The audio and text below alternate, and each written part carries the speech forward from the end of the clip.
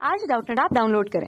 Doubtnut पर अपने सभी गणित, रसायन विज्ञान, भौतिक विज्ञान और जीव विज्ञान के डाउट्स का करो सफाया।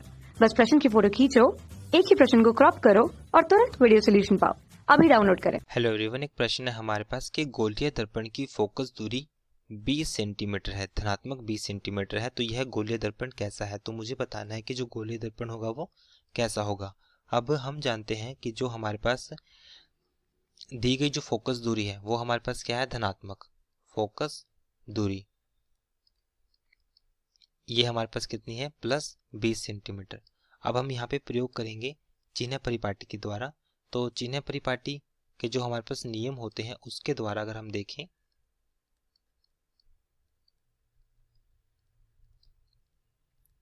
चिन्ह परिपाटी द्वारा फोकस दूरी हमारे पास 20 सेंटीमीटर है। तो हमारे पास यदि हमारे पास फोकस दूरी यदि हमारे पास धनात्मक होती है तो उस केस में जो हमारे पास दर्पण होगा वो हो जाएगा उत्तल दर्पण। वो हमारे पास होगा उत्तल दर्पण। यदि हमारे पास फोकल दूरी या फोकस दूरी यदि हमारे पास ऋणात्मक होती है, यदि हमारे पास ये ऋणात्मक होती है तो उस केस में ये हमारे पास हो जाएगा अवतल दर्पण। ये हो जाएगा हमारे पास अवतल दर्पण, क्योंकि ये हमारे पास ये किसी गोलीय दर्पण के भाग होते हैं, दोनों उत्तल दर्पण और अवतल दर्पण।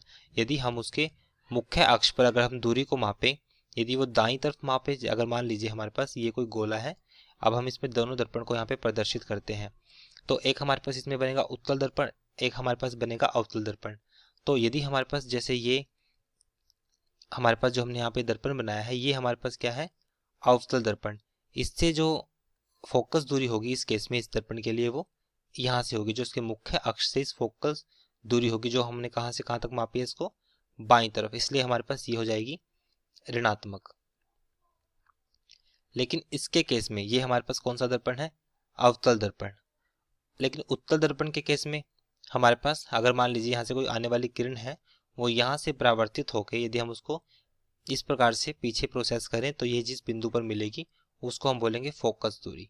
तो यहाँ से यहाँ तक अब हमने यहाँ पे कहाँ से इसको जो पोल है इसको मुख्य अक्ष पर उसको इससे दाईं तरफ इसको मापा है। अगर हम इसको दाईं तरफ मापते हैं तो इसका मतलब ये हमारे पास क्या हो जाएगी, धनात्मक। ये हमारे पास जो फोकस दूरी होगी ये हो जाएगी धनात्मक। अगर हमारे पास धनात्मक आती है तो इसका मतलब हमारे पास ये दर्पण कौन सा होगा, ये हमारे पास दर्पण आएगा उत्तल दर्पण। इसलिए इसका जो सही ऑप्शन होगा वो होगा उत्तल दर्पण, जो कि हमारे पास ऑप्शन पहला है।